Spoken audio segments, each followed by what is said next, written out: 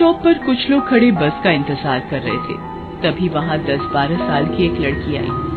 उसके कपड़े गंदे और फटे हुए थे।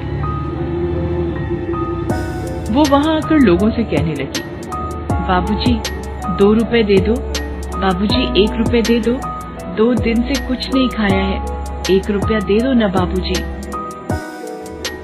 वो लड़की दोपहर तक ऐसे ही लोगों से पैसे मांगती रही। फिर दोपहर को अचानक गायब हो गई। उसके बाद अगले दिन फिर सुबह सुबह बस स्टॉप पर आ गई और पिछले दिन की ही तरह लोगों से भीख मांगने लगी। ऐसा उस बस स्टॉप पर अक्सर होने लगा। एक दिन अशोक कुमार नाम के एक रिटायर्ड स्कूल मास्टर उस बस स्टॉप पर आए। वो लड़की उस दिन भी उसी तरह भीख मांग रही थी। उस दिन उसे कोई भीख नहीं दे रहा था। चल चल चली जा यहाँ से।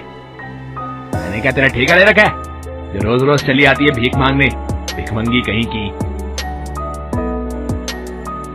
उस आदमी ने देखा कि और लोगों ने भी उस लड़की को दुत्कार कर भगा दिया। अशोक जी ये सब देख रहे थे। न जाने क्यों उनके मन में इस लड़की के प्रति दया उमड़ रही थी। उस दिन उस लड़की के पास काफी कम पैसे जमा हुए थे। अभी वो पैसे लेकर वहाँ से जाने के लिए निकली ही थी कि अचानक वहाँ पड़े पत्थर से उसे ठोकर लगी और जो भी थोड़े बहुत पैसे उस दिन उसके पास जमा हुए थे वो भी उसके हाथों से छिटक कर नाली में जा गिरे। उस लड़की ने पहले तो अपने पैसों को बहुत खोजा, मगर जब वो नहीं मिले तो आंखों में आंसू लिए वहाँ से जाने लगी। ये देखकर अशोक जी से रहा नहीं गया।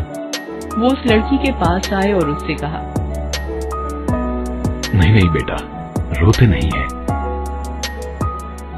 फिर उन्होंने सोचा, इसे कुछ पैसे दे देता हूँ, लेकिन कहीं अगर ये किसी भीख मांगने वाली गिरोह से हुई तो, जो बच्चों से जबरदस्ती भीख मंगवाते हैं, या ये भी हो सकता है कि इन पैसों से ये नशा करे। इस तरह पैसे मांगकर नशा करना इन जैसे बच्चों की आम बात है। ये सब सोचकर उन्होंने कहा, अच्छा बेटा, ये बताओ कि पैसे लेकर तुम क्या करोगी? इन पैसों का मैं खाना खरीदूंगी बाबूजी। कहीं ये झूठ तो नहीं बोल रही? चलो फिर मैं तुम्हें खाना ही खरीद देता हूँ।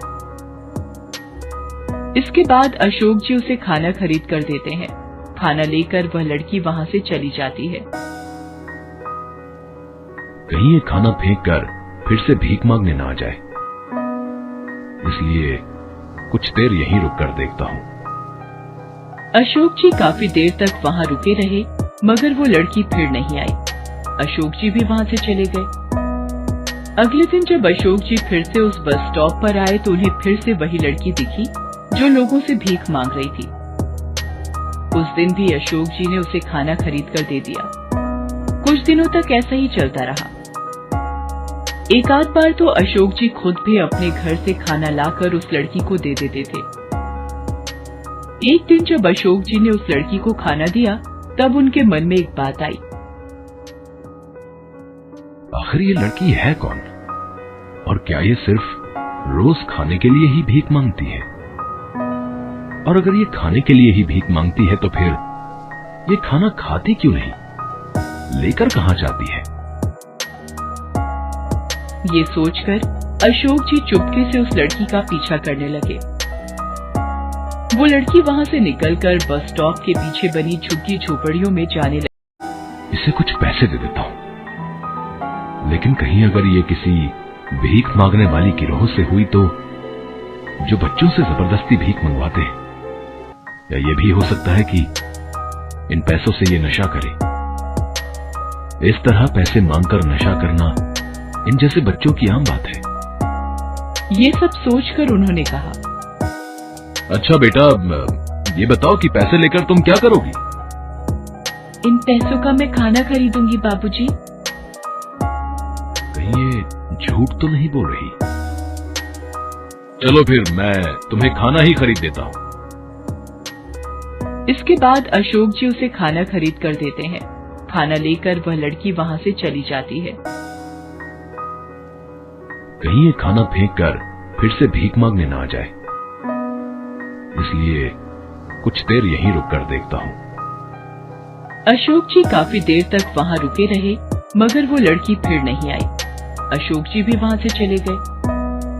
अगले दिन जब अशोक जी फिर से उस बस स्टॉप पर आए तो उन्हें फिर से वही लड़की दिखी जो लोगों से भीख मांग रही थी। उस दिन भी अशोक जी ने उसे खाना खरीद कर दे दिया। कुछ दिनों तक ऐसा ही चलता रहा। एक आध बार तो अशोक जी खुद भी अपने घर से खाना लाकर उस लड़की को दे देते थे। एक दिन जब अशोक जी ने उस लड़की को खाना दिया तब उनके मन में एक बात आई। आखिर ये लड़की है कौन, और क्या ये सिर्फ रोज खाने के लिए ही भीख मांगती है? और अगर ये खाने के लिए ही भीख मांगती है तो फिर ये खाना खाती क्यों नहीं, लेकर कहां जाती है? ये सोचकर अशोक जी चुपके से उस लड़की का पीछा करने लगे। वो लड़की वहां से निकलकर बस स्टॉप के पीछे बनी झुग्गी झोपड़ियों में जाने लगी। वो कभी इस गली में घुसती तो कभी उस गली में। हालांकि अशोक जी तेजी से उसका पीछा कर रहे थे, मगर एक गली में घुसकर वो लड़की गायब हो गई। धत तेरे की, इतनी मेहनत के बाद भी पता नहीं चल पाया।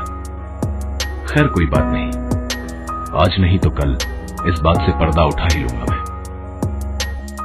अगले दिन अशोक जी उस लड़की को देने के लिए घर से ही बना खाना लाते हैं। ले बेटा, खाना खा ले। आज तो यहीं बैठकर क्यों नहीं खा लेती? वो बाबूजी, वो मैं खा लूंगी आराम से, आप चिंता मत कीजिए।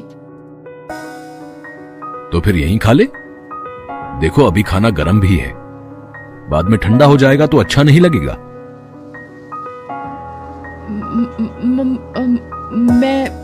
मैं घर जाकर आराम से खा लूंगी बाबूजी, आप चिंता न कीजिए। इतना कहकर लड़की वहां से जल्दी जल्दी जाने लगी। आज तो मैं भी पता लगा कर ही रहूंगा कि ये लड़की आखिर इस खाने का करती क्या है। इतना सोचकर अशोक जी भी तेजी से उस लड़की का पीछा करने लगते हैं। वो लड़की फिर से झुग्गी बस्तियों की तरफ मुड़ती है और उन्हीं घुमावदार गलियों से गुजर कर जाने लगती है। आज अशोक जी ने भी ठान लिया था कि वो भी पता लगाकर ही रहेंगे कि ये लड़की आखिर जाती कहाँ है। लड़की कई गलियों को पार करने के बाद एक टूटी फूटी झोपड़ी में घुस जाती है। अशोक जी भी उसका पीछा करते हुए उस झोपड़ी तक पहुंच जाते हैं और वहां की टूटी खिड़की से झोपड़ी के अंदर झांक कर देखने लगते हैं। झोपड़ी के अंदर सामान के नाम पर 2-4 बर्तन, कुछ गंदे कपड़े और 2 स्कूल के बैग पड़े हुए थे। अंदर एक टूटी हुई चारपाई पर एक औरत लेटी हुई थी। शक्ल से वो काफी बीमार लग रही थी। उसके पैरों के पास जमीन पर 7-8 साल का एक लड़का बैठा हुआ था। लड़की जब खाना लेकर अंदर घुसी तब उस लड़के ने कहा, माँ दीदी खाना लेकर आ गई। चारपाई पर पड़ी उनकी माँ भी किसी तरह उठकर बैठ गई और बोली, हाय, कैसी किस्मत है मेरी। तेरे बापू का सपना था अपने दोनों बच्चों को खूब पढ़ाएंगे, मगर उनके जाने के बाद पढ़ाना तो दूर, मैं अपने बच्चों को 2 वक्त का खाना भी नहीं दे पाती। 2 रोटी के लिए मेरी बच्ची को ना जाने कहां कहां भटकना पड़ता है और ना जाने कितने लोगों के सामने हाथ फैलाना पड़ता है। ऐसी जिंदगी से तो मर जाना भला है।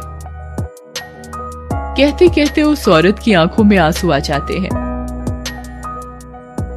रो मत माँ, बस तू ठीक हो जा। भगवान ने चाहा तो मैं और बबलू एक दिन फिर से स्कूल जाना शुरू कर देंगे। तू खाना खा और फिर अपनी दवाइयां खा, नहीं तो तेरी तबीयत और बिगड़ जाएगी।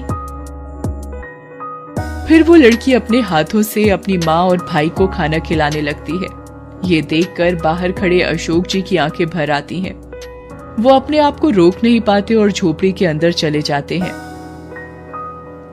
उसे देखते ही लड़की अचानक खड़ी हो जाती है और कहती है, बाबूजी आप? मैं सब कुछ समझ गया हूं बेटा, तुम्हें कुछ कहने की जरूरत नहीं। तभी उनकी नजर वहां पड़े स्कूल बैग पर पड़ती है। अरे वाह, तुम लोग स्कूल भी जाते हो? जाते थे, मगर अब छोड़ दिया है बाबूजी। क्यों? पढ़ाई छोड़ने का दुख नहीं हुआ तुम्हें? दुख तो बहुत हुआ था बाबूजी, मगर जब से माँ बीमार पड़ी घर में एक पैसा भी नहीं बचा था। घर में जितनी भी जमा पूंजी थी सब माँ की दवाइयों में खर्च हो गए। 2 दिन हमारे पेट में अन्न का एक दाना भी नहीं गया था। खाली पेट माँ की दवाइयां भी असर नहीं कर रही थी। तब मजबूर होकर मुझे काम की तलाश में स्कूल छोड़ना पड़ा, मगर मेरी उम्र देखकर कोई मुझे काम देने को भी तैयार नहीं हुआ। तब मजबूरी में मुझे ये रास्ता अपनाना पड़ा, भीख मांगने का। ये पेट की आग जो न करवाए बाबूजी। मैं आज ही तुम्हारी माँ का दाखिला अस्पताल में करवा देता हूं। देखना, कुछ ही दिनों में वो ठीक हो जाएंगी और फिर तुम और तुम्हारा भाई कल से स्कूल जाएंगे। पैसों की तुम चिंता न करना। अशोक जी की बातें सुनकर उन तीनों के मुरझाए चेहरे पर मुस्कान दौड़ जाती है